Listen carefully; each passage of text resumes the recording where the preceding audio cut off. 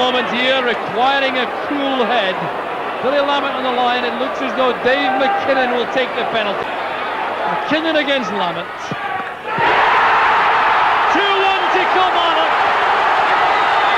9 minutes of the match left. That should set penalty entrusted to one of the most experienced campaigners. Hello everybody, welcome back to the channel. How are we all doing? Off the Underside. We've got another amazing guest tonight. He is an ex-Rangers player. He played for Partick Thistle, Kilmarnock amongst others. It's a delight to have him on the show. It's Mr. Dave MacKinnon. How you doing, pal? I'm doing great, Jamie. Just let me first of all say that I watched my old teammates Graham Rix's programme, and can I just tell you it was absolutely first class.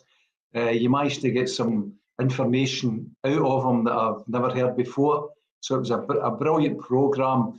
I contacted the wee man after it and congratulated him, but not just in his performance, but an understanding, a really broad Scottish accent. So he did well. He did well to understand the questions. He was great, and he, as you say, that's him. I've known him for a long, long time, and what you see is what you get, which is brilliant. But a brilliant show, absolutely brilliant.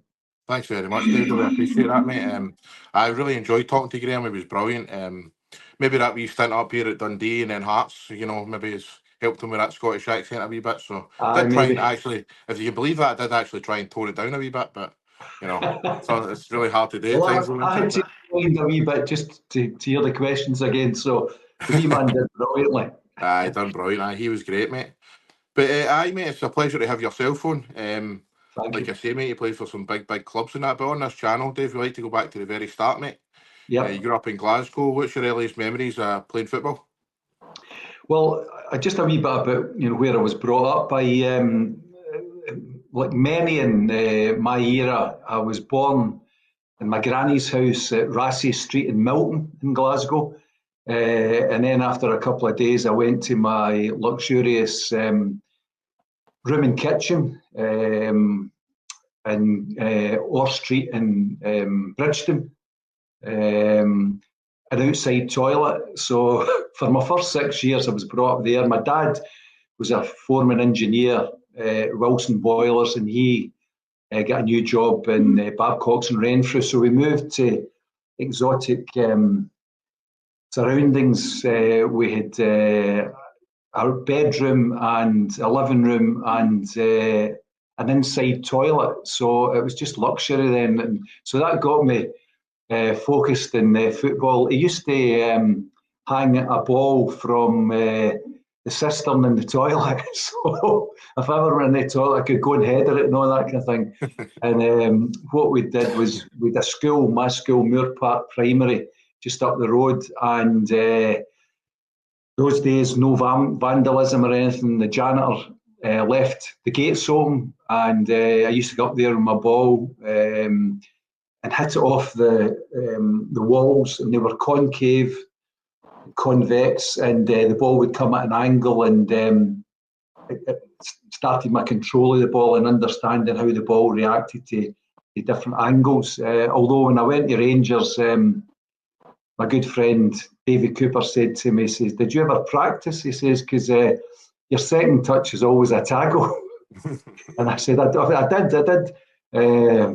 But that was it. And then I did the usual of my era. I played for the Life Boys. I played for the school team, and I played for a boys' club. 3 games in a day, which you did. I was a free scoring centre forward. I used to score at least 5-6 goals a game, and really enjoyed it. And then I went and played with some boys' club. Played with Glasgow United, who played at Tory Glen, where the centre is now. And basically, what used to happen was a lot of scouts came to the games. You're probably about 10 scouts, all from England. We had that would come up and watch the team. We had a great team, great players in it, and I went and trial with several teams, Ipswich, Chelsea, Arsenal, Sheffield United among just 4, and then plumped to go to Arsenal. Such a great experience down there, and incredible education in how to play the game. So that was great. And Graham Ricks spoke about that the other day. You know, magnificent to be there. I was there for nearly 5 years. You said you were a centre forward, or did they pick you up then when they thought you were a centre forward? I went down to Arsenal when I was a centre forward. Then they quickly realised that I'd be better as a midfield player. And then I was told that I would be better as a right back. So I played between midfield and right back, and that was just. And one of the things that I think Graham had spoken about the other in the programme was the fact that the older players in the team, the experienced players, gave you huge tuition about how to play the game. When I played in midfield, Alan Ball, World Cup winner, he used to take me aside and say, right, okay, let me show you how to play the game. Let me show you how to make angles, make yourself available. So he gave me a lot of tuition, which was fantastic. And then when I went to right back, Pat Rice, Ireland international, and became the assistant manager. Arsenal, he used to take me back after training and show me how to be a defender. And I remember once he took me, said, Friday we used to train at Highbury, and he took me on the pitch at Highbury after training, and he says, right, he said, who's your favourite player? I said, oh, George Best. And he said, all right. He says, well, I know Best. He says, I play with him with Northern Ireland. And I play against him. He says, but never gets a touch of the ball against me. I was like, I've seen you, Ricey, you know. But he said to me, how would you play him? And I said, well, the usual thing down there was you had to get touched tight and no get turned. He says, well, I'll get touched tight and then maybe nick the ball. He says, no. He says, what you do is, he said, Bestie's the kind of type that comes up and runs at speed. And then when he gets to you, he stops. And basically the ball's static. He says, and what he does is he tries to get you off balance, right or left. And as soon as you go one way, he's away the other way and he's through and goal. He said, so keep your eye on the ball at all times. If you ever play against players like that, keep your eye on the ball at all times. He said, and you'll nick it. Now, I played against some really good players. Tommy Hutchison, that used to play, Scottish player, played with Coventry. He was a guy who did that, come up to you, a lot of pace, and then went by. And I remember playing against him once, and I took the ball off him, and he couldn't believe it. He said, how did you manage that? And I said, oh, a secret. And then I played against George Best and took the ball off him. And he said to me, came up to me when there was a breaking play and put his arm around me, and he says, you've been talking to Ricey? And I said, I says, he's giving me coaching. He says, well, I'm going to the other wing. And that was it. So great things in that, you know, at Arsenal. What a club. Absolutely, what a club. What a compliment that is, man. That is one of the best compliments I've ever heard. You know, well, George Best here, I'm moving out to the other side of the park. Well, he did. But I tell you what one of the other things which you've maybe not heard of, but a lot of players playing in England will know of this. Arsenal had a great thing. You know, I see defenders now that can't defend because no one's taught them how to defend. So I get the principles of how to defend first and foremost. But one of the things they used to do at training, probably once a month, maybe twice a month, they used to have a game, first team against reserves, with no ball, right? So no ball, so you're not playing with a ball. But what they used to do is like, right, okay, kick off. So they would make the actions of moving it from left to right and all that kind of thing, and you had to actually adjust to where you should be in the park. The coach that was taking the game would say, the ball's over there, adjust, and he'd stop it for a minute and you'd go and adjust exactly. So you had a vision in your mind of where you should be, where the ball's in a specific area. And it was brilliant because it's a bit of fun in it. You know, there was a few guys sort of, I remember the wee guy, Jordy Armstrong, the winger, great wee guy, and he gets through with this imaginary ball and basically gets tripped up and there's a penalty. and Alan Ball takes it. So he puts the imaginary ball on the spot. This sounds a bit surreal, but it happened, and sends the goalkeeper the wrong way. So that was the kind of thing. But it raises spirits, everybody. But first and foremost, you knew exactly where you were when the ball was in a certain area. So brilliant. And I watch, I do Rangers TV sometimes, and I see some of the defending at Ibrox, and I wish I had half an hour with them to teach them how to defend, to be perfectly honest.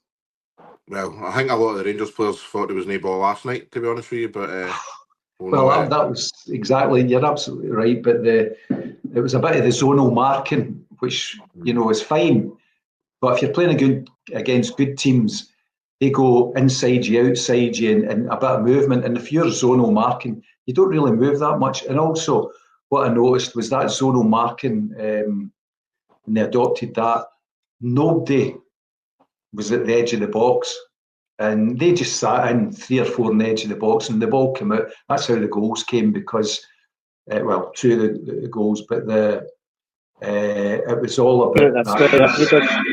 Sorry? Everybody behind the goal could tell. We could see it, looking down on it. You're right, and David, there's just 5 of them standing across the line doing none. Well, it just needs somebody in the team to say, look, move out. Maybe the goalkeeper. It used to be the goalkeeper that was, when set pieces, he used to dictate where to go.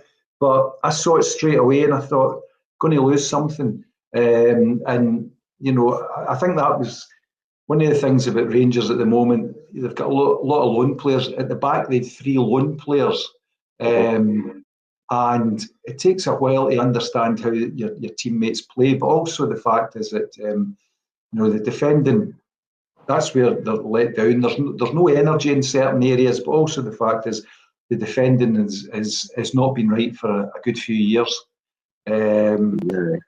It frustrates, as I say, it frustrates me as an ex-defender, because it looks simple enough to solve, but I know that the mentality of some of the players that come in, they don't quite grasp the coaching aspect of it. They don't take it on because they think that they're maybe better than they are. But I just think it needs a wee bit of a shake up.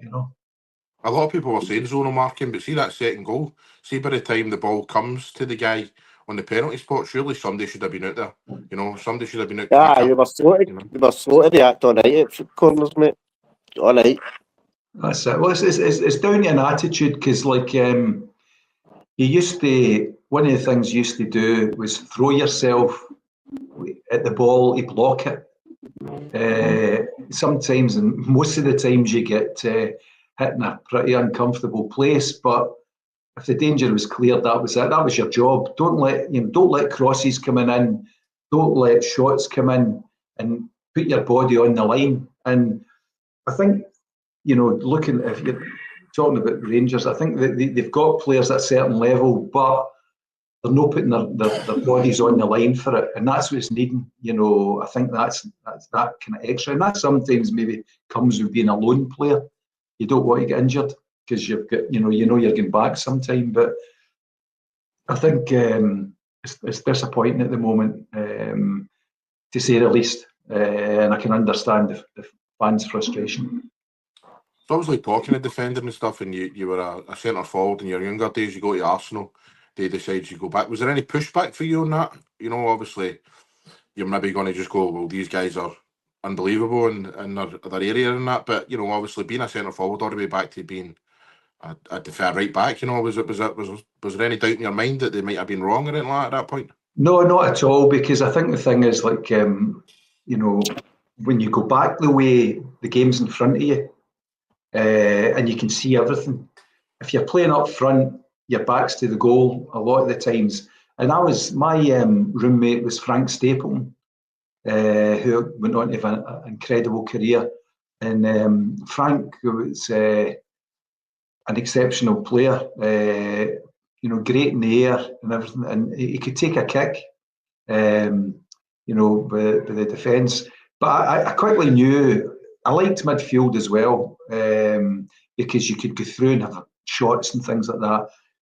But I've always had a lot of energy on the park, and it was something that when I was playing it right back, when I was taught how to play it, to overlap, get forward, get the ball into the box, and then get back. The important run is getting back. So again, they taught me that. It's great going forward, but get back as quickly as possible. So I used to sprint back, and I loved that kind of thing because I had, the energy, and I expended a lot of energy during the game, and I went off and I was basically knackered, and that was great for me. A centre forward gets I don't know, if he gets 20 touches during a game, he's doing well. So I was looking at getting the ball all the time, and so it suited my game. So I was quite pleased. I was thinking that earlier when you were talking about your style of playing that. Like, do you think that in this era you would have thrived as well? Obviously with wing backs and that, and I think you'd have been a different class in this day and age as well. Well, when I went to Dundee, Tommy Gemmell was there. It was Davy White at first, and then Tommy Gemmell as the manager. And Tommy Gemmell operated the full backs to get forward, wing backs. So that was very early. Nobody else was doing it, but myself on the right, and the late great Eric Shadler was on the left, and him and I used to bomb forward alternatively and get the ball into the box. And it was brilliant because it lifts the whole crowd. If they see somebody that's committed like that and gets the ball into the box and they get goals from it, then it's a great thing, because that gives you confidence when the crowd acknowledge that you've done something and you're playing for the jersey as such. And that's something I always did. When I was at Partick Thistle, I played for Scottish League. Jock Stein was the manager. I'll just tell you about how sometimes you have to change your game somewhat. And I was quoted as being by Jock Stein after the game against Northern Ireland, "You'll get into my first squad, the full international squad, Davey." And I said, "Oh, that's great." And I'm thinking, I'm playing right back. Get Danny McGrain, Sandy Jardine, George Burley, Ray Stewart. There's no way I'm going to get him, right? But it was very nice to say it. But after that, I actually got tuberculosis, contracted that, and had to get my right kidney removed. And there was talk of my career being over and all that.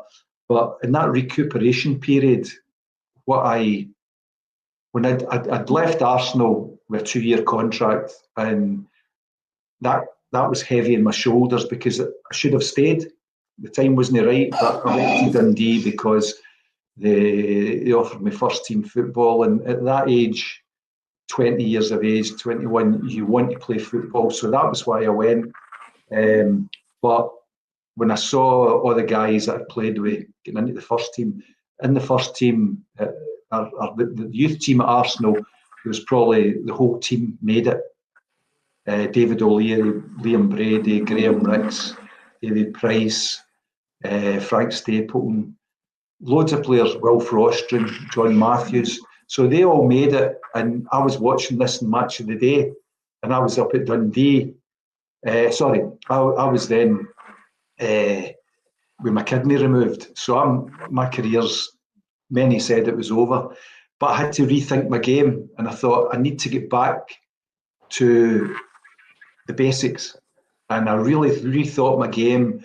And Alan Ball had said to me something which stuck with me, and that became my mantra. When I was playing, he said to me, he says, "See, when you're playing, Davey," he said, "people come to the game, scouts, managers, the fans. See if you go in the first minute and you make a tackle, you have a shot, or you make a really good pass or make a run." He says that sticks in their mind. He said, and always keeping the goal, always move. Don't go on your heels, always move. And see, in the last 15, 20 minutes, run forward, get a tackle in, make a header. So when people leave that game, they say, "What about that MacKinnon? He was tackling in the first minute and he was tackling in the last minute." He says that will make you as a player. So I rethought all that, and when I come back, into the Partick Thistle team after 6 months out through this removal of a kidney. I changed my game completely. I would run from start to finish, I would tackle, and that got me a move to Rangers. And that's what John Gregg said to me. He says, I signed you because you run for the first minute, you run for the last. So the wee Alan Ball thing worked, you know. It's just this strange football, you know. You've got ups and downs, and you have to, a lot of disappointments, a lot of things that kick you in the teeth, but you have to have that inner drive to get you back into things, and that's something you need to do. I mean, that is one thing I've learned. Sorry, David. That is one thing I've learned is talking to all you guys for the last few months is the amount of footballers who get setbacks, you know, and you know, you can name them, right? But there's every single person I spoke to has either had a bad injury or they've been rejected somewhere or something's happened in that, and then you know they take a bit of time out and they come back even stronger. And I think that's testament that's why you become, you know, there's loads and loads of guys in your position, Dave, who would never have ever been anywhere near the Rangers team after something gone through something like that. But obviously it's a mentality thing, you know, and then. Yeah. You know, but I'm sure you agree with that. I got it very early when I was at Arsenal. I was 17, and Frank Stapleton and I were staying in the same digs. Right, Frank, lovely big guy. Him and I going really well. And on the Monday we went into training, and the manager, Bertie Mee, pulled the two aside and said, "Keep yourself fit this week." He says, "I'm thinking of playing these against Stoke City at Highbury, make your debut," right? So when he says that, you're playing. So you know that Frank and I were talking about it, things like that. And it came to the Wednesday, and then sometimes in the Wednesday they had a first team against reserves. Now the guy I was taking, I'm not naming him, but the guy's position I was taking over in midfield. I was going to be playing midfield. Heard about that he was going to be dropped, and went over the ball and fractured my foot. I had a metatarsal, had a hairline fracture in my metatarsal, and that was it. So the physio Fred Street had a X-ray machine at Highbury, and basically he X-rayed me and said, "No, you've got a fracture." I says, "Well, just tape it up, we'll be all right for Saturday." He says, "Davey," says, "you're going to be out for 3 months."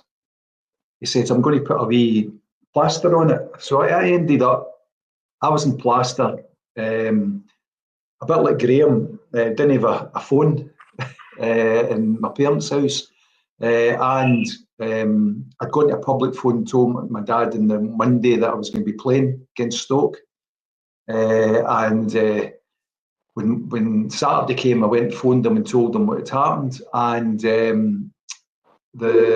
I'm listening on the radio in the digs. The family have gone. They've got a daughter in Dorset or something like that, and they're away. So I'm in my own. I'm sitting with my foot up, listening to the radio. Debutant Frank Stapleton playing. So I'm listening to the game, Arsenal against Stoke, 400 miles from home, nobody to talk to. And I was determined then that I was going to go over it, because if you lie back and accept these things, then you're finished. You better go and get another job. But you pull it from somewhere, and that gives you the strength that gets you through things. So that was when I kind of learned to overcome adversity. And I had an accident 2 or 3 years ago now that was touch and go at one stage. And I used that as a motivation. I've been over worse to get back to full fitness. And I'm training now with, even at my age, the guy that used to be the strongest man in the world. And some of the stuff that he's got me doing is incredible. So I wouldn't be able to do that if I didn't have that inner drive and desire to make sure that I get back to full fitness. So it's a lot of people from outside football think footballers have got it easy, and a lot of them give that impression. But it's tough. It's tough mentally. It's tough you've got a lot of criticism at times. You have to rise above it. You've got a lot of loneliness. You've got a lot of self-doubt at times. But if you've got that inner strength, and as you said, that's what makes people come to the top. So it's tough, but I think I'm a great advocate now of supporting younger players through the game, because you've experienced it. And I've actually, in the last couple of years, I've had some players that have actually, in my role as chief executive, they've been players within the clubs, and they've contacted me regarding various things about injuries and what they should be doing. So I've got them back on track by just having a simple chat with them, talking about it, talking about thinking positive. Because I wrote a book about it, and one of the things that I changed, if you like, was like, it used to be, you thought about, right, there was good times and a bad time was coming. And that happens throughout your life, irrespective of whether you're a footballer. There's good times and then bad times. But I turned it round in its head and said, when there's bad times, good times are going to come. You're going to get back up again. And that's given me a lot of strength, to be perfectly honest. And that's what I said to these young guys, these young players, and they're back playing now, and with teams, good teams. But they went through a kind of hell with injury. And I said, look, when you're back playing again, you'll think back in this time, your injury, and it'll be something in the past that you've overcome. And that's what they've done. So I think that, there's psychologists at clubs now, but I think some players really need to have, half an hour with an ex-player to tell them about, how to overcome adversity, because you can quite easily, Definitely. There we go. So that's putting your gas up, Pete. That's brilliant, man. But I think in this day and age as well, I think it's probably even a little wee bit more difficult, because obviously with the pressures of social media and all that kind of stuff, you know what I mean? Where, say for instance, you have a bad game, you can put your head down, maybe forget it for a week, when now, if you're on social media, you're getting pelters for a week, and then, that's not going to help people's confidence in that. But how would you say that if there's any kind of young players watching that, would you recommend coming off social media and that, probably? No, I don't. I mean, I'm on social media for business reasons, but I was never on it before. But even at my age, and having played, I still get abuse, which is fine. I'm big enough to take it, but I can see how it could influence people and damage them. So you'll never get young players off social media, because they've grown up with that. But sometimes you have to use tricks like who are these people? Have they ever done what you've done? No, they haven't. I'll give you a wee example, and it wasn't social media, but when I was the chief executive of Kilmarnock, a new owner came in, Michael Johnson, right? And it was the start of forums, fans forums and things like that. And two good guys at Kilmarnock, Baz and Hippo, they're called, they started it, and two great guys. But what happened is, once they opened the door of the social media, people would jump in and get keyboard warriors, if you like. They would get a dig at people. And I spoke to them a couple of times, and they weren't happy with it. But they pointed out to me some people that were doing it, right? So Michael Johnson came in as chairman, and he said to me, he says, what about the forums? And I said, aye. I said, they've got their purpose. I says, and it's a platform for the fans. He said, do you engage with them? I said, no. I says, I do with them privately, face to face, but I don't do it online. And he said, we need to change that. I'm going to have a thing on social media, and you can speak to Baz and Hippo to get this organised, called Meet the Chairman. Right? And I said to him, I'm sorry, you're making the biggest mistake of your life. No, I'm doing it. I'm going to say to the fans, I'm available anytime, right? So anyway, does it for 3 months without any kind of hassle. The team's going well. It's winning most of the games. It then goes into a slump, and he starts to get dogs abuse, as you would imagine. And he comes to me in my office and he says, "Oh, I'm not happy about some of the things people are saying about me." I said, "Well, I told you that. He said, "Right." He says, "I'll show you a couple." And it was like really detrimental stuff, talking about his family, talking about him, talking about money going into the club, just really abusive, right?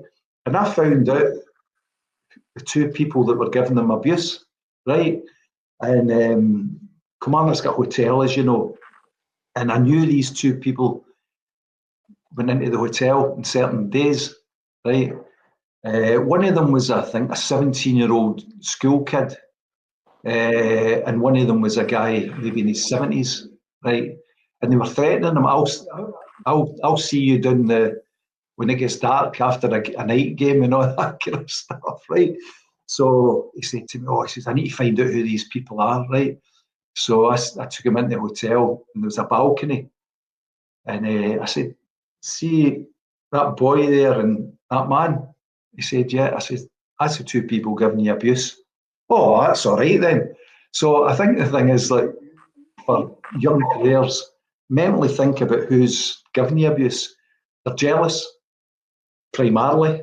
They'd love to be in your shoes, but use it as a motivational tool and out your next game and run for the start and run for the finish and change their mind. And that's the only thing you can do, change people's mind and their opinion of you. Some people will always have the same opinion, so you can't change it, but what you need to do is get your mindset where you're strong and you concentrate on the task at hand, because I've seen players, particularly at Rangers, get abuse from fans and basically shut up shop and no want the ball. Just disappear. But that means, for playing for Rangers or Celtic, you need to have a wee bit extra about you. You have to have a thick skin a wee bit, but also understand the fans and become one of them. Become a fan from a fan's perspective.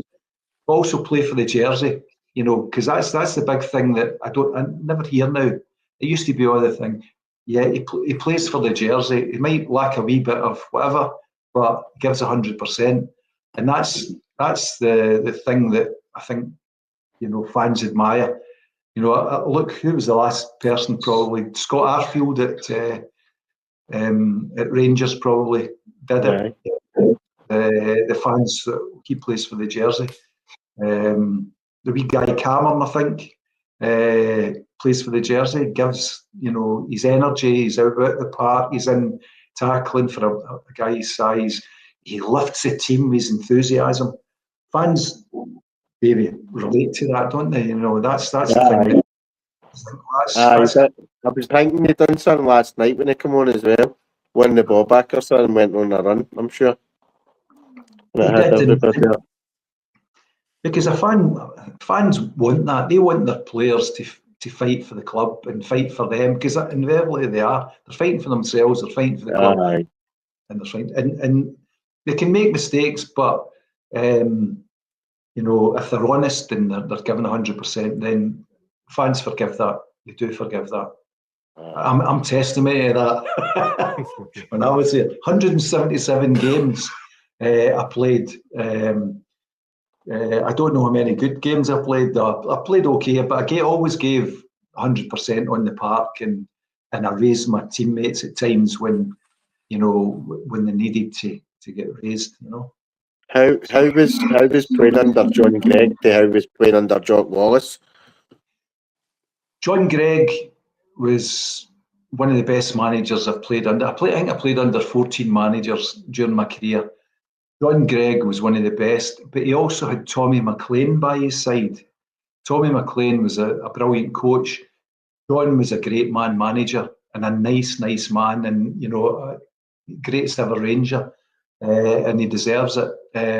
I used to go and watch him, and he was the leader on the park, and he was the leader at the club. And I wish they'd have got more time, because at Rangers at that time there was a wee bit of no turmoil, but there was a lot of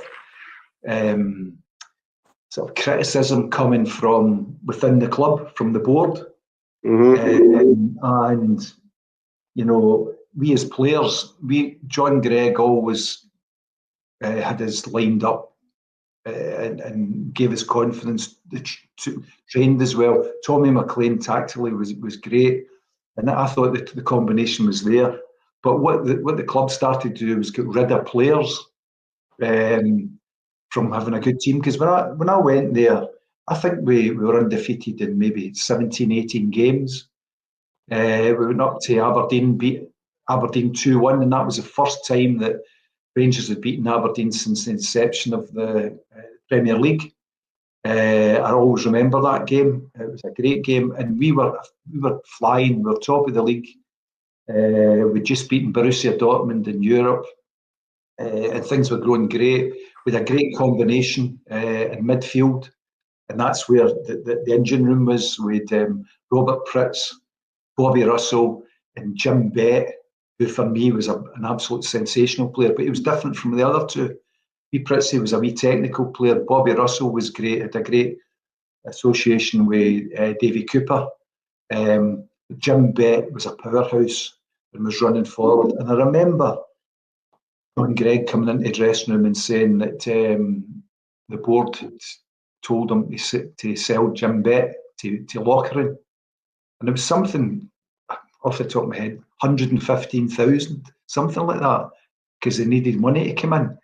And it was ridiculous, because, you know, once you start breaking up a team, you know, you bring in players that maybe not have the same drive or don't have the same skills that others have. But that period of Rangers, we were great, and it was brilliant. And you know, they were talking the best team in a generation. But so John Gregg was getting a lot of stick from within the club, and then results started to go downhill after that, because the confidence drained from everyone. But I remember a director used to come down. John Gregg used to come in after the game, give us a chat, and then go away to the press, the media. And the director used to come down, right, and sidle up to us. And I remember a director sidling up to me once and said, "You're the new guy in the team." I said, "Aye." He said, "Manager's no got it, has he?" I said, "What?" He says, "The manager's brilliant." No, he's no got it. He's no got it. And I thought, how disrespectful can you be? Okay. And that's what happens within clubs. They eat themselves from the inside. I've got a great thing when I was chief executive of clubs is, for success, you need to align the boardroom, the football side, the football management, the players, the staff, and the fans. See if you've got everybody aligned with the same agenda, the same objectives. Everyone understands how they can contribute to the success of the team. You win. If you don't do that, and there's a bit of segment in the boardroom that's maybe not right, there's maybe something in the management that's not right, or there's revolt in the dressing room, because I've been in dressing rooms where there's been certain players been left out of the team and start to eat away at the confidence of players and things like that, and because they're not playing. And it's a house of cards, it just collapses. So you need that, you know, everything aligned within the club, and if you do that, then you'll get success. But that John Gregg, for me, was harshly treated at that time. Who knows what we could have done? We also had the terrible experience of going and playing. We'd beaten Borussia Dortmund, drawn away and beaten them home in front of a big Rangers crowd that lifted us. And then we played FC Cologne in the next round, beat them 2-1 at home, and then get beat 5-0 away. freak game where goals were flying in for about 30 yards, volleys going into the top corner and all that. Just one of these games. And what we should have done was just said that was it. But the club started to eat itself from the inside a wee bit, and we collapsed. And from the top of the league, I think we ended up third or something like that over the season, which is not acceptable for anybody. So football's like that, but I've been at clubs where it's been perfectly aligned and the atmosphere is absolutely brilliant. How did you find it on a personal level, going for like Dundee to Partick Thistle and then obviously taking that big leap up to Rangers? Obviously playing in front of a lot more fans and playing for a much bigger club and that. Did you feel that pressure straight away? No, I didn't. I was playing with good players, because the higher level you go, the players, you're playing with good players, and see if you know your role and your how you contribute to the team, then you let the good players take over. I at Rangers, when I went there, John Gregg said to me, right, and to all the players, right, what we're going to do is, it was Jim Stewart that was in goals, going to roll it out to the fullbacks, right? We're not going to kick it, we're going to roll it out. So Ali Dawson was on one side, I was in the right back area, and Jim Stewart would roll it out to me. So I've got it at the edge of the box, and I'm looking up, right? And Davy Cooper, who played in the right, although he was left-footed, he's coming short for the ball, wanting it. I look inside, Bobby Russell's wanting it, right? Jim Betts wanting it, Robert Pritz is wanting it. I look along the back line, John McClellan's looking for it. If they're all marked for some reason, I knock it into the channel for Big Derek Johnson. He's supported with John McDonald. So for me, coming into that team, it was easy. It was the easiest thing to play, because all I did was I get the ball, I play into Coop, he plays into Bobby Russell, I run forward, the balls get played into maybe Jim Bett, he plays me in, I cross the ball into the box, and Derek Johnson's a header, and occasionally I get a slide tackling, and that's it. I mean, how easy could that? And as I went up played in those opening 17, 18 games, it was so easy to play, because everybody wanted the ball, everybody was comfortable on the ball, and you just played into them, and that was your job done. So that's when you go up the higher, it becomes easier, to be perfectly honest. I think, obviously, that's such amazing players you're saying there, mate, but I think you're getting yourself a wee bit of disservice there. How many times over the years have we seen players, fullbacks, centre-halves, freeze at Celtic and Rangers and that, mate? So I think you need to give yourself a bit more credit there. I played 177 games for the first team, and that included 4 months out with a cartilage problem, and 4 months out with another illness. So over 4 seasons less, for 8 months. I played 177, so I'm happy with that. I scored 3 goals apparently, so that tells you a wee bit as well, doesn't it? But I when I was at Rangers, through certain circumstances, I had a chance to. Before I went there, I was at Partick Thistle, and Peter Cormack came in. Bertie Auld went to Hibs. Peter Cormack sadly died. Nice guy, but he was only 34, and it was a wee bit overwhelming for him a wee bit, and he wanted to clear out the team that Bertie had, because we'd done really well. We were third in the league, and challenging. We used to beat Rangers and Celtic on a regular basis. Great team, but he wanted to change it, and he said to me once I came back in after my removal of my kidney, he said, I'm not going to renew your contract at the end of the season. He says, in fact, he said, if I get 30 grand for you, I'll let you go. So anyway, so as it happened, no agents in those days, but I knew a lot of press guys, So Jim Blair was at the Daily Record, and I knew Jim very well, really nice guy. And I said to him, I told him, and the next thing, when the season finished, it was Dave MacKinnon can leave for £30,000, right? And I got a phone call from Howard Kendall at Everton. A phone call for Ricky McFarlane, who had just taken over as a manager at St Mirren.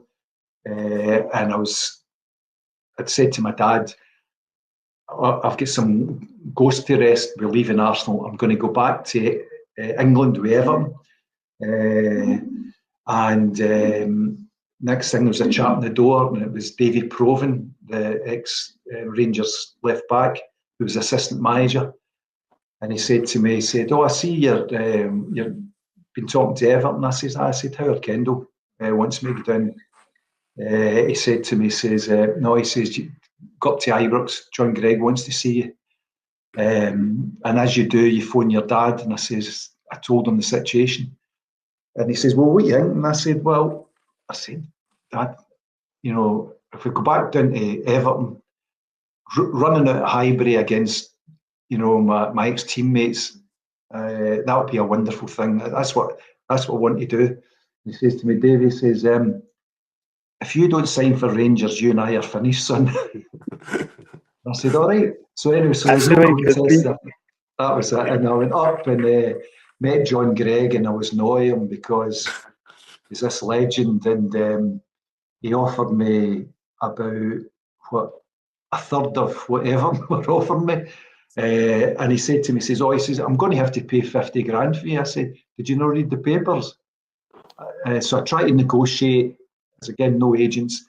The difference between 30 grand and 50 grand is a signing on fee. So we were halfway. So he gave me 10 grand signing on fee, and I signed for a third of whatever it was going. But I never regretted it. Never regretted it because, Rangers was my team when I was growing up. My dad used to take me to Ibrox. My second cousin was Ronnie McKinnon. Used to go and see him and get introduced to him and things like that. So I did a lot in the game at Rangers, and it was the best move I made. Later on, I could have left Rangers. Billy McNeil had become the manager at Man City, and he put a bid in for me. And Jock Wallace knocked it back. Said it wasn't enough. I thought it was enough. But that was Jock, and I had, spoke about John Gregg and Jock Wallace. They're two different animals. Jock, and I hugely respected him, but he used to play a lot of mind games, and you were in the team 1 minute, then the next minute he'd pull you out and things like that. It was a classic, I'll tell you. We were playing Inter Milan in the San Siro, and Rangers used to train at the Albion, where the car park is now. And he said, "Right, so we're flying out on Tuesday afternoon," and he says, "We're having a game at the Albion. I'm setting up how we're going to play against Inter Milan." So I announced the team. I'm playing midfield, right? And wee Billy Davis, brilliant player, wee Billy, buzz bomb all over the park. Jock Wallace says to me, he said, "You played with Liam Brady for 4 years." And I said, "Yeah." I said, "I know." I said, "I know how he plays." "Right, you man mark him," because he was the Inter Milan playmaker, a brilliant player. "You man mark him. And wee Billy, you're Liam Brady for this practice match," right? So Big Jock blows his whistle. Wee Billy runs from midfield way back to the goalkeeper to get the ball from the goalkeeper, right? And Big Jock blows his whistle. "How you no marking him?" Right? And I said, and I made the ultimate mistake. You never question Big Jock. I said, "Gaffer," I said, "I played with Liam for 4 years." I said, "He doesn't leave a square, 12-yard square. That's why he plays him." I says, "He'd never make that run." Right, Tammy Fraser, take over from Dave MacKinnon. So I was bombed it because I'd made that. And that was it. And then they get beat 3-0 in the San Siro. And Liam was immaculate. because Cammy couldn't get near him, you know. But just one of these things that happen in football. But again, you know, you recover from it and you get back. But it was the best move I made playing for Rangers, and it was an honour to do it. How it finished was a wee bit kind of funny, but again, that's football. It's mad, isn't it, how Jock Wallace thought of, I'll speak to you because you played alongside Liam for all the years and that, and then as soon as you answer him back with a wee bit of advice and that, he's like, nah, I'm not taking that. Well, that was big Jock, you know, and all the boys knew that, and I made a mistake. It was a schoolboy error. I should have just shut up and I don't know, you're trying to just do the best, weren't you, and try and get... kicked wee Billy a couple of times. It'd have been all right.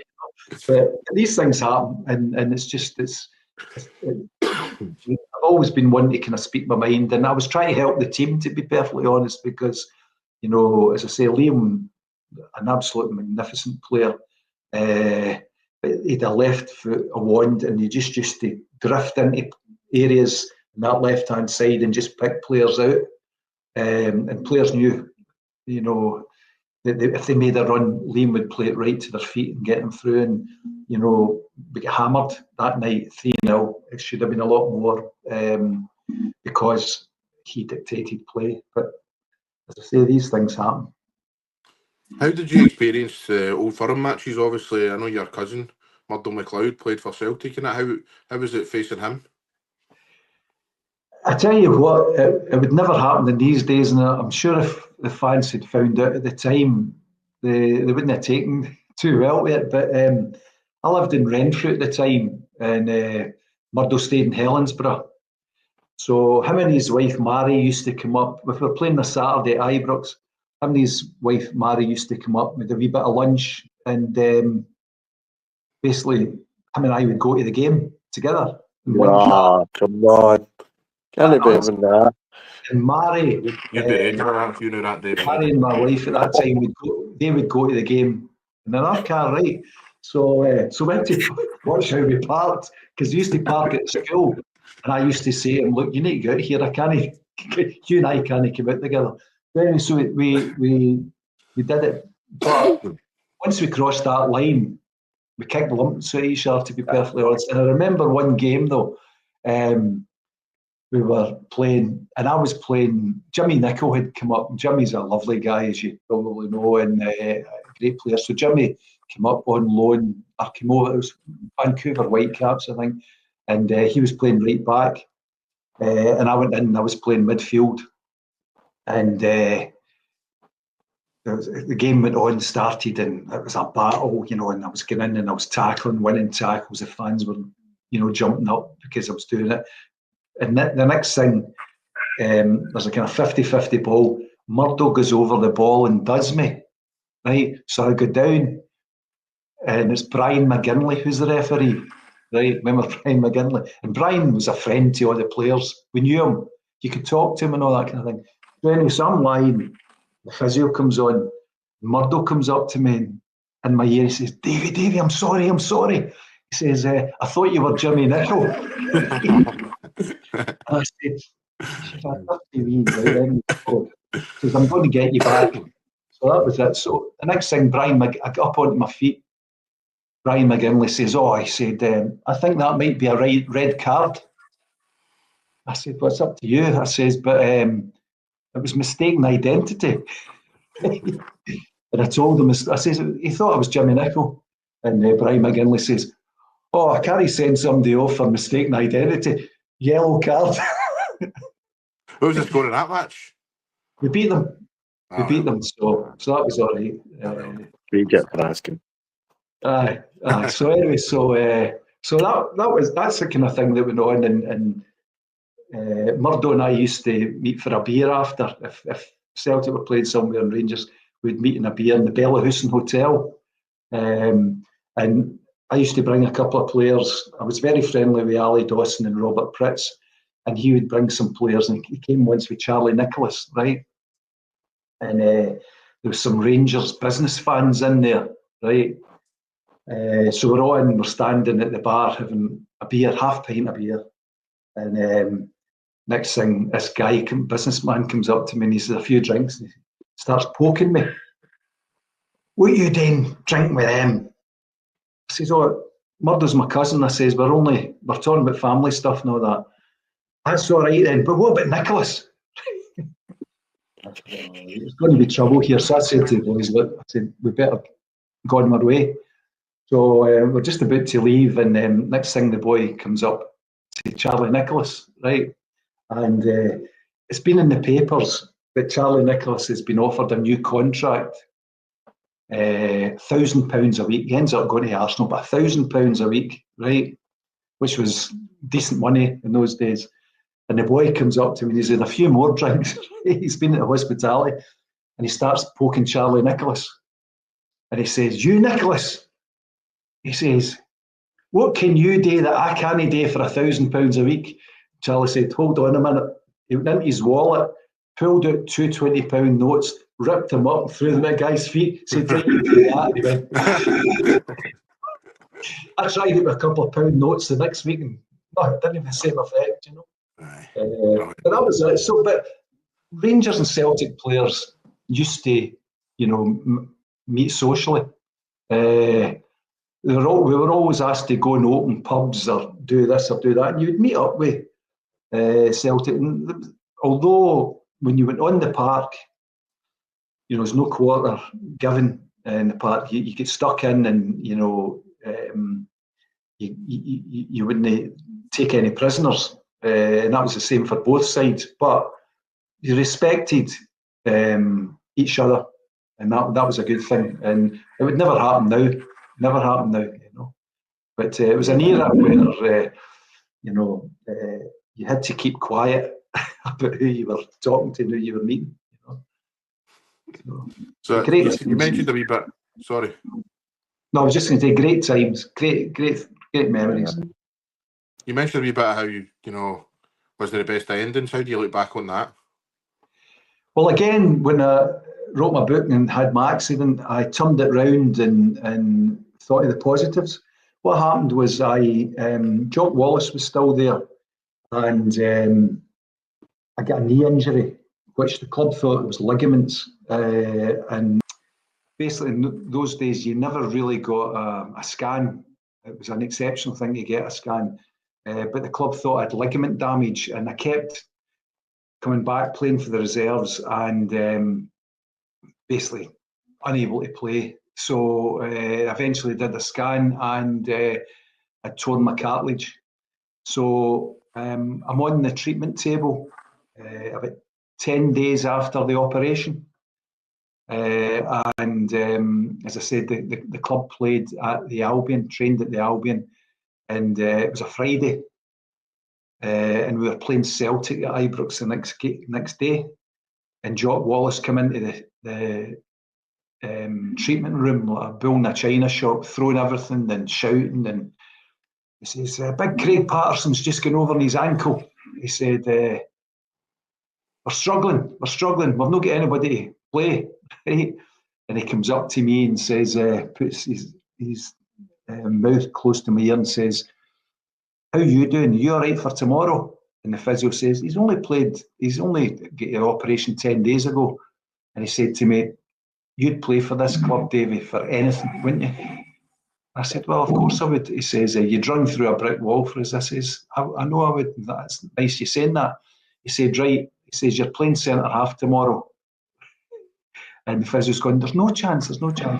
And I said, right, so my contract's up. So he said to me, he says, your contract's up. He says, and if you play tomorrow, we'll get it renewed. So I'm thinking, right, okay. So I play. He says, I'll get you an injection before the game, right? So comes in the next day, and I get the injection. And I go into the dressing room, and he announces the team, and I'm playing centre half, right? So I'm beside Ian Durant, and wee Durant, he says to me, he says, I thought you were injured. I says, the club gave me a cortisone injection to play. And he said, how are you getting a club card and I've not got one? He did, seriously. So anyways, but I played, and it was a famous 4-each game. The first minute, my ex-Partick Thistle teammate Mo Johnson went over my knee and it twisted. But I played for the full game, and it was one of these games. It was 1-each, 2-1, 3-1. 2. It was lots of goals. The fans were excited. It was a great game. It was torrential rain, freezing conditions in April, and so anyway, it's what's the score? I think it was 3-3. Right, we have about maybe 10 minutes to go. So I'd watched Pat Bonner, lovely big guy, Pat. But I'd watched him the last time Davy Cooper had taken a corner for the right-hand side. He comes up and he punches it to the edge of the box, a bit like where the ball was landing last night at Ibrox. And it was that goal as well. So Pat punches it, and I think myself, right, okay, next time we get a corner, I'm going to get down there and hover at the edge of the box. Right, so he punches it, Coop comes in, plays it under the bar, Pat punches it out, and it comes to me, and he's off his line, and I go like that and header it, looping header, right into the top corner. It hits Cammy Fraser in the back, and he claims it, but it was my goal. Big Pat Bonner said it was a yard over the line. I met him later, and he told me it was a yard over the line, and basically we're winning 4-3, so I'm potentially scoring the winning goal against Celtic, which would have been wonderful. And next thing, my cousin Murdo McLeod miss hit one for 30 yards in the top corner. And it's 4-each. What a goal it was. And so we go off, both sets of fans for the first time ever are on their feet cheering and clapping both sets of players off the park. Well, may never happen again, but it was just a unique thing. So anyway, come in after the game. I've played well. Psychologically, even though I had my cartilage operation, I've not trained 10 days ago. I think that's me back. So anyway, Jock Wallace gets his sack the next week, and Graham Souness takes over.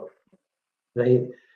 So a lot of respect for Graham Souness, and he basically took me into his dressing room, his office, and said to me, says, Davey, says, I know your knee's knackered, son. He says, but what I need you to play, he says, I need you to play, he says, because we need to get into Europe and we need to win, I think it's 6 games to go. He says, so I need you to play, he says, and I'm going to play centre midfield. Derek Ferguson on one side, Ian Durant on the other, coached them through the game. He said, what I'll do is, he says, end of the season, I'll renew your contract. And he says, I've got a knee expert in Italy, I know, because he'd just been playing with Sampdoria. He says, and we'll get it sorted. He says, and I'm bringing in a lot of players, and you'll thrive in it, you'll enjoy it. So I'm thinking, great. I should have signed the contract there and then, because when it comes to the last game of the season, we need to beat Motherwell to get into Europe, to beat Dundee into Europe, and we beat them 2-0 at Ibrox. And I play well, and so I think, right, that's it, formality. I'll sign the contract and get my knee sorted during the summer. And we're playing Celtic again, ironically, in the Glasgow Cup final on a Friday night. And basically, I get the phone call at the house for Graham, and he says, look, could you come in a wee hour earlier? I need to speak to you about something. Oh, that's great. I'm going to sign my contract, right? So I go in and I go to his room, and the doctor's coming out, and he's shaking his head, and I'm thinking, what's going on here? So I go into Graham's dressing room, and he said to me, he says, oh, the doc says your knee's knackered. I says, well, we know that. I says, I've played 7 games now, 10 days after an operation. I said, so I'll go to your guy in Italy, and surely he'll sort it. And he said, the recommendation is that you can't play full-time football. I said, how not? He says, because your knee will just not take it. It's been damaged. What I says, damaged after me playing these games? And he went, yeah. I said, all right. So he said to me, says, I still want you to play tonight. You still all right to play tonight? I said, of course I am. So anyway, so I'm playing against Celtic, 50,000 crowd at Ibrox, because they think Graham Souness is playing, but his clearance has not come through, and I'm playing the number 4 jersey, right? Derek Ferguson one side, Ian Durrant the other. And I know it's my last game because he says to me, I'm not renewing your contract after the game. So it's my last game. I played, I had this saying about that got me to games, even if though I was injured. Play a game as if it's your last game ever, because one day you're going to be right. So I knew I was going to be right. This would be my last game for Rangers, right? So I'm 29 years of age, and I play my heart out. Fans are brilliant as usual. If I make a tackle, they're all shouting and all that kind of thing. So it was great. We beat Celtic 3-2. Coisty scores a hat-trick. I set up 2 of his goals. So I'm delighted about the way the game's gone. And I'm still on the park. Players are starting to go off, and I'm starting to get a wee bit emotional. And tears, and my players were coming up to me and saying, "Come on, Davey, it's only the Glasgow Cup. It's not the Scottish Cup, or we've not won the league. Don't get upset about it." And they would go into the dressing room, and Graham Souness announced to everybody that that's me finished with the club. So it's mid-May, and basically he said to me, he said, "We'll get a bonus. You'll get a bonus for today, and it'll be in your last wage. You get paid every 2 weeks." So I get 2 weeks' wages plus the bonus, and my boots. I went to get my boots, right? And I've got the number 4 jersey. I think I might have been captain that night. So I grabbed the number 4 jersey with my boots, and I'm walking it. And the physio said to me, "Where are you going with that?" I said, "It's my last game, so I'm taking the strip." And what happened in those days is, it was 1-11, right? So he said to me, "You're ruining a good set there. Give that back." So he's pulling the strip, and I'm pulling the strip. And I thought my last tackle at Ibrox was a kick to him. So I put the strip away. And I dived outside. He paid 2 weeks' wages plus my bonus, and that was it. And I'm thinking the next day, just been in front of 50,000, played really well, contributed to Coisty's goals, and that's it. It's over. It's finished.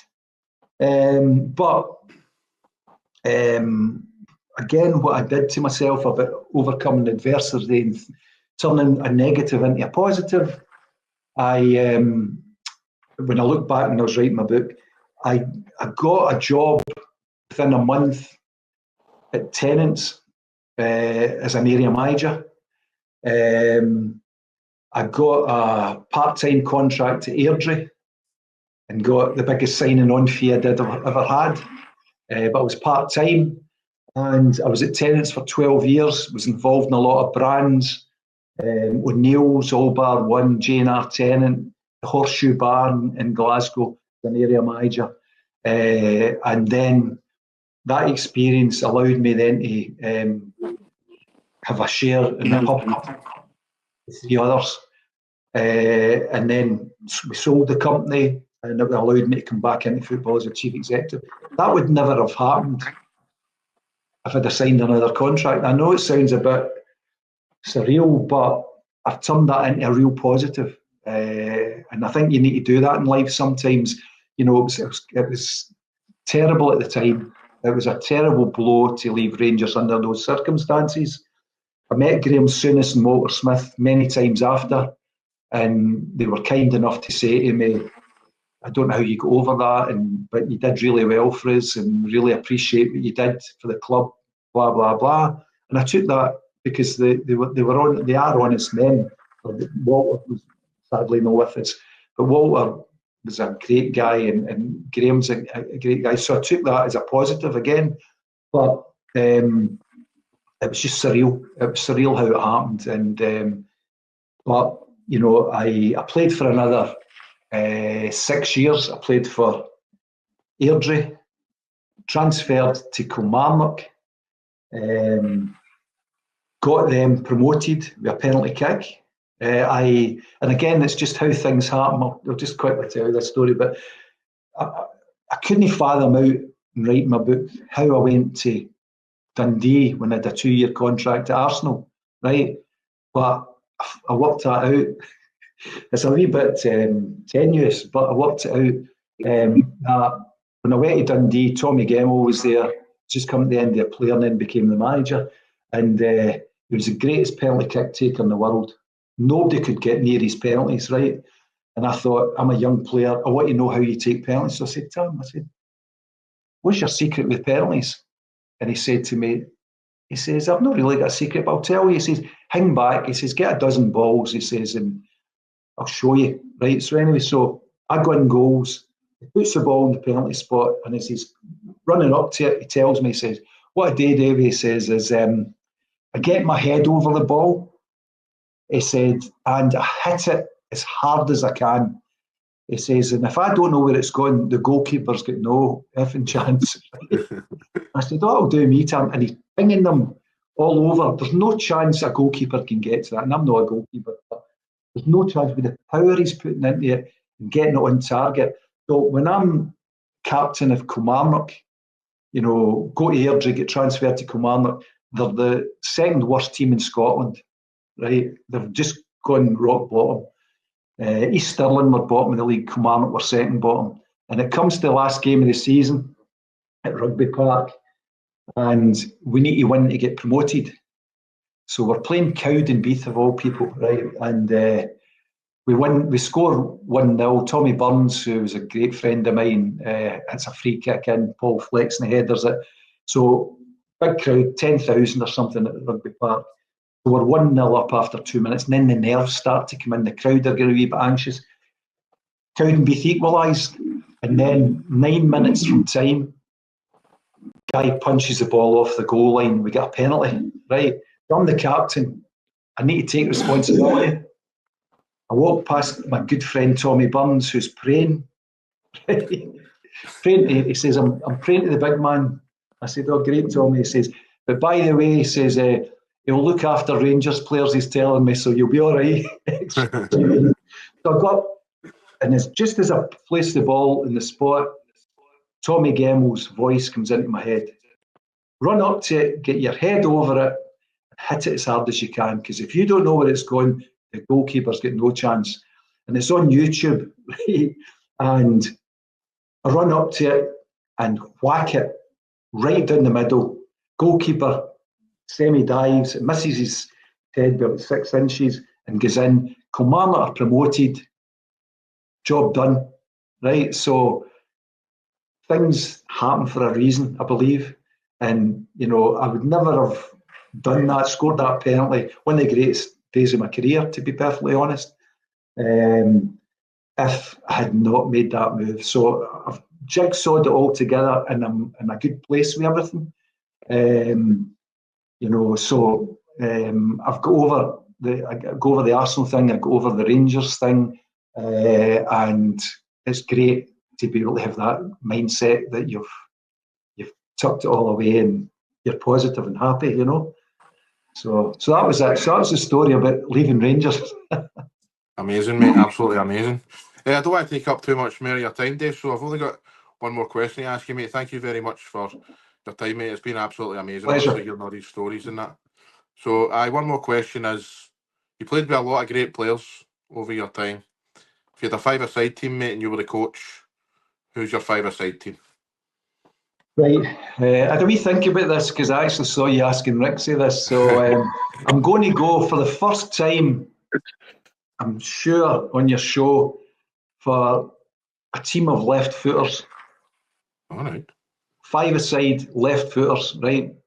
Alan Ruffin goals, right? Who's a left footer. Liam Brady, Graham Ricks. Two wonderful players I had the pleasure of playing with. Davy Cooper, again, left footer, magnificent player, and an absolute wonderful man. A wonderful man. And another wonderful man, Tommy Burns, who became a really, really good friend of mine. And so sad that Coop and Tommy Burns are no longer with us, because they were gentlemen first and foremost, but they were exceptional players. So that's my 5 aside of lefties. There'd be a lot of goals and a lot of entertainment. I don't know about defending, because none of them, well, Rixie could defend, but the rest of them couldn't defend. So, so that's it. I think Ruffy to save them all anyway, that's all right. Ruffy's, although he was a magnificent goalkeeper, he used to play out in training, and he was brilliant. And actually, I played for Duke Pumpers in the charity team, and Ruffy played centre forward. And he used to score a lot of goals. Great left foot, pinging them everywhere, you know. See, you say that, my boy's a goalie and he's left-footed, and he does that. He went into a school and told another team he was a midfielder so he could train with him. Well, that's it. Well, that's what Ruffy wouldn't play in goals. But give him a ball and he plays out, and he's a really good talent. He could have made it as an outfield player as well, but he had a great career. Who knows, man? It could have been you and Ruffy up front for Scotland. Well, we'll see. But it was good. But no, listen, thank you very much for your time and being part of it. It's been great, and you know, I wish you and Davey and is it Corey? Corey, aye. Your mate. I don't wish him in. He's away for the night. He's what? Sorry. He's away for the night. I don't wish him in. Oh, it's on in 5 minutes. Hopefully right, Dave, thank you very much, pal. Really appreciate it. All the best for the future, mate. Cheers, thank you very much. All the best. Thanks a million. Thanks, mate.